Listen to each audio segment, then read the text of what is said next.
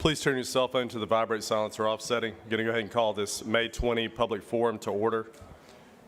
The Gary Sansing Public Forum is intended for matters not on the agenda for the upcoming Board of County Commissioners meeting. Citizens wishing to address items on the agenda, please sign up to speak to such item at the regular Board of County Commissioners meeting.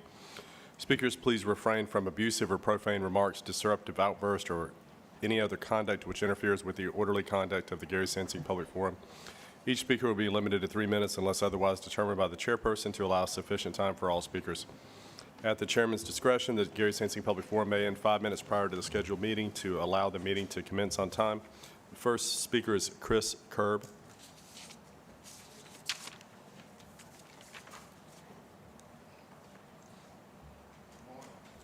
Morning.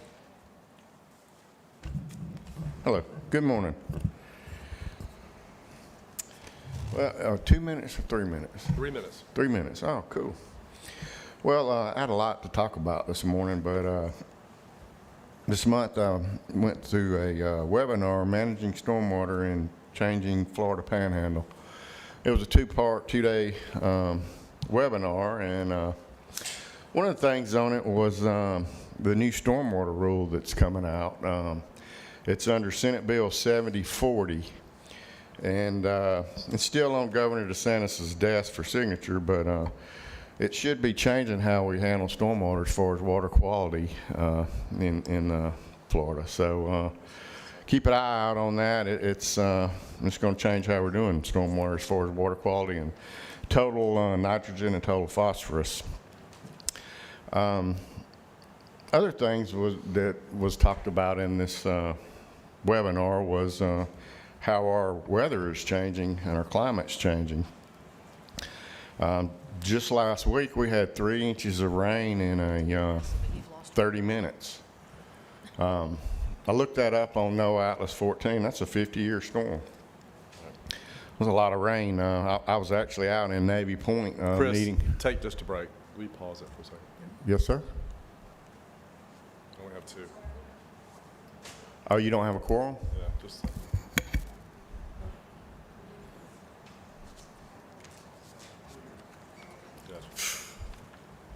Do I start over? Oh, you get an extra minute, huh? Oh, there he is.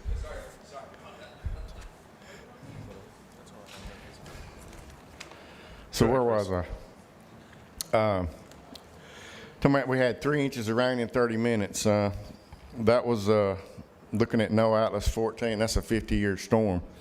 And we're having a lot more of those, so just planting a few little seeds there. And I really didn't want to talk about neither one of those today. I want to talk about impact fees. There was a Pensacola News Journal article, Sunday's paper, and it was about a Supreme Court ruling that was passed down that basically ruled against impact fees. And if you want to get into the details of it, I have it posted on our Flood Defenders Panhandle Facebook page. But it's actually talking about Santa Rosa County, and because they just passed impact fees, they don't go into effect until after a vote for local option sales tax in November. But a few little seeds there I wanted to plant here is Florida Statutes 163-31801 is on impact fees in Florida. And it talks about the dual rational nexus trial. It's a couple of things you have to meet in order to pass a new impact fee. Nice thing about it is Escambia County already has an impact fee. It's under Ordinance 92-19. It's a drainage impact fee. But it hadn't been increased since it was passed in 1992. And according to the state statute, you can only increase that fee by 50% of your current impact fee, and you can only do it every 4 years. So, you know, Commissioner Bergosh, I know you've been talking about impact fees from a transportation and traffic standpoint. Maybe y'all should look at, you already have a fee, drainage impact fee, maybe you should look at a way to increase that fee. Because right now, a residential single-family dwelling parcel impact fee is $52.50. I mean, I put that in a collection plate on Saturday, don't really, on Sunday. So, you know, actually a little more than that. So Chris. that really doesn't generate a lot of fees for drainage. So maybe y'all should look at increasing that fee. Thank you. All right, thank you. Next speaker is Kathy Rushing.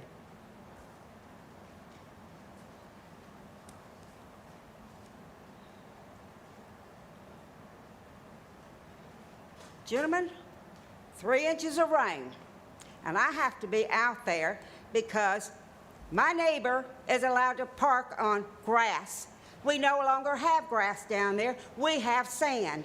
And when we had that intense rain, I have all that sand running down, which is blocking the flow of water off the road into the hole where it can drain and go on the other side. I had to get out there and open up so it doesn't. Because here's what it does. It comes down the road here, my driveway here, and it has to go back over here. And if I don't have to keep that cleaned out. But I don't just have that. I got it coming down this way. I got it both ways. I got it off of Home Street. Now, sign a law. No parking on grass right-of-way. The number 2 thing is I had a 74-year veteran, African-American, walking the sidewalks, but he had to get out in the road because the neighbors are parking on the sidewalk. Get us a no parking on the sidewalk law. It's time. Ms. Rushing, please. I'm sorry, Okay. but I have been under a lot of duress this past weekend. Yes, ma'am. I'm the one that's out there clearing things so I don't flood in my house because Gambia County won't do their job. Okay, thank you. The next speaker is Larry Downs, Jr.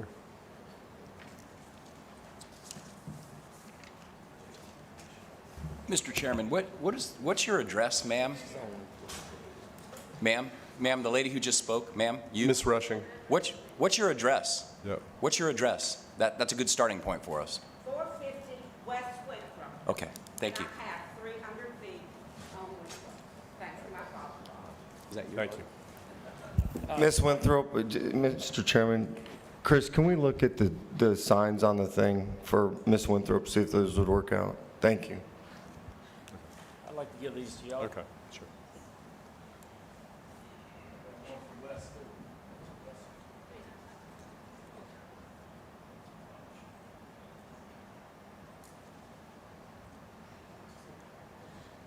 I'm gonna wait till y'all get it so y'all can look at it at the same time as me.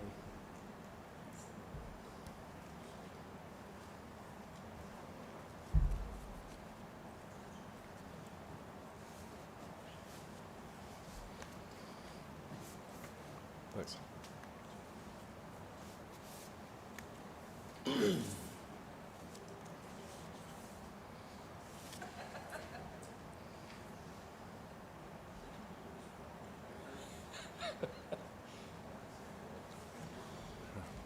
All right, Larry Downs Jr. Plumbing LLC, because fecal matters. I'm gonna be pointing out some more fecal matter right here, right now. And just like the lady just said, you know, she's wanting more laws. More laws, that's the problem. The government passed, indemnified all these vaccine manufacturers in 1998. Isn't that amazing? When they indemnify them from liability, holy S-H-I-T, Barry. Larry, do not spell out curse words or I'm not going to let you talk. Do not what? Do not spell out curse words or you're not going to be able to I speak. didn't know that was a curse word, sorry. My apologies, Barry. Please. My apologies. Grown men. All right, anyways, you know, like she was pointing out, the African-American who couldn't walk down the sidewalk. Isn't that weird? We always got to point out the color. It leads to the point. All right, so anyways, what happened was in 1998, they passed a law that that basically takes all the vaccine manufacturers and exempts them from liability. It's 42 U.S. Code 300 AA 22. No vaccine manufacturer shall be liable in a civil action for damages arising from a vaccine-related injury or death associated with the administration of a vaccine after October 1st, 1998. So this is it here. This is what you get whenever you take big corporations owned by big shareholders like BlackRock, State Street, Vanguard. Look at that. You get Fauci, you get Bill Gates. Now imagine this. I'm gonna go to another level real quick on the COVID vaccines. Imagine y'all have friends and family who received vaccine injuries, something that they'll have to deal with the rest of their life, most likely, and they wouldn't tell you. And they wouldn't tell you.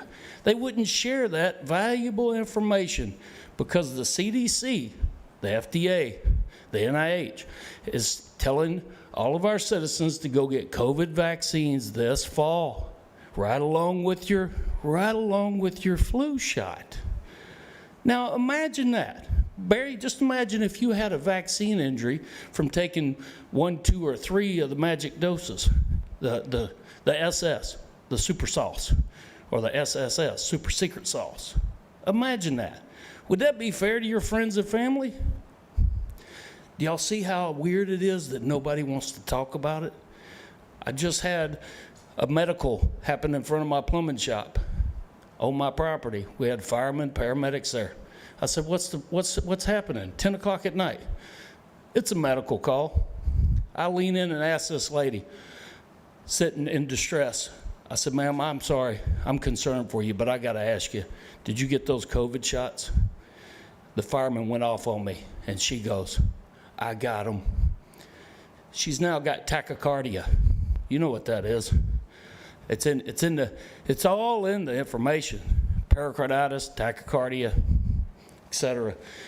Come on, people. Are y'all leaders? Are y'all going to be leaders? Thank you. MissionObvious.com. Thank you. Next speaker is Teresa Blackwell.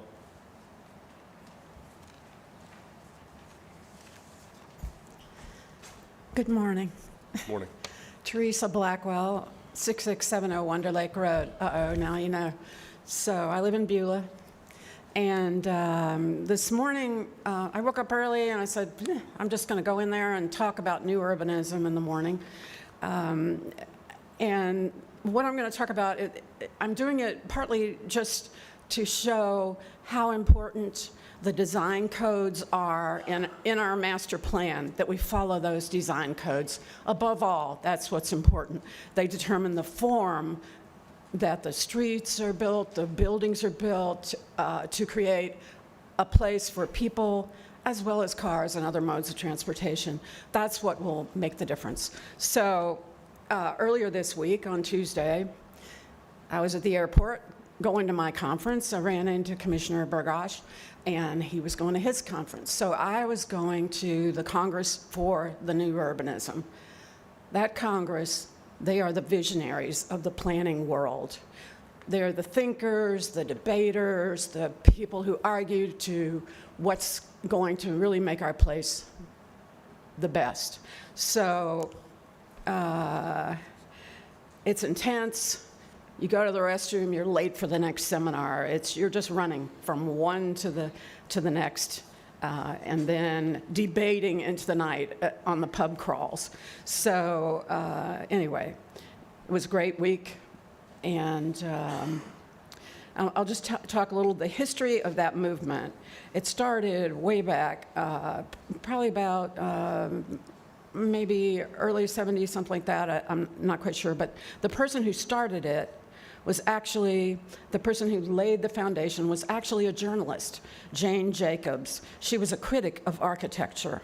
She was going around criticizing these skyscrapers and buildings, and she said, you know what? You guys have just got it all wrong. These buildings are built for cars and this, and not for people. We need to design our places so that people can interact with each other and, design for people, bikes, everything else. So she really pushed this movement.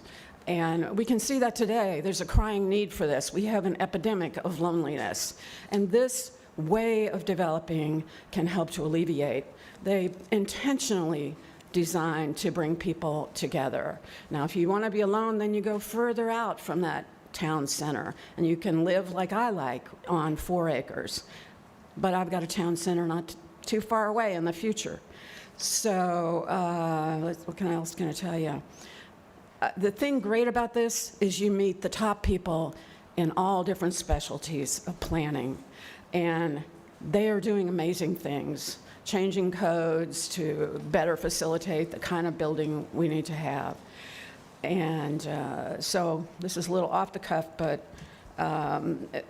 they are for form-based codes. Teresa. Wind up, 3 minutes goes fast, is that it? Okay, so I'll just read this statement, New Urbanism. Above all, New Urbanism is about creating sustainable, human-scale places where people can live healthy and happy lives. The walkable, vibrant, beautiful places that New Urbanists build work better for businesses, local governments, and their residents. So that design code is critical. We don't need the builder's own design code. Above Thank you. all, we can change zoning, Teresa. but thank you. keep that. Thank you. Thank you. Yep. Next speaker is Melanie Ellis.